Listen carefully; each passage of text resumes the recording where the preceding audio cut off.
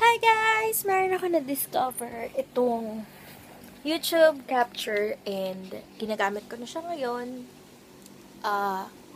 Testing 1, 2, 3 lang. Pero mas maganda yung camera nito. The only thing na magiging problema ko about this one is yung aking tripod. Hindi ko alam paano ko siya ito tripod. But anyway, ayan o, mas maliwanag siya no guys. What do you think? Hindi, di ba? Oily na yung face ko kasi hindi pa ako naglalagay. Parang hindi pa ako naglalagay ng anything na skincare routine ko.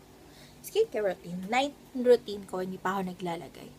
So, yun. Full face nga lang. Pero mas madali ata pag ganito, kagaya nung ginagawa ni Sis Ded.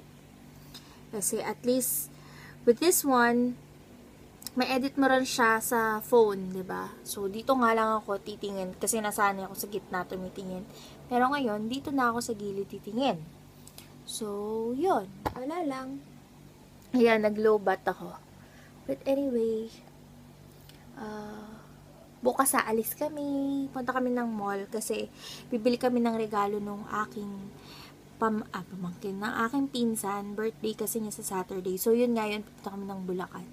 And, mag-vlog ako noon, syempre. Ayan o. Medyo nag-lessen na yung aking melasma, guys. Kung napapansin nyo. Pero mukha pa rin siyang nakakontour dito sa side na to. Diba?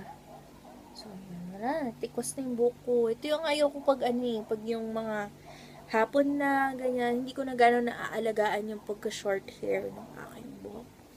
So, yun. Laki na mukha ko dito. Ayan. Tignan ko. Try ko to i-upload, guys. Wait.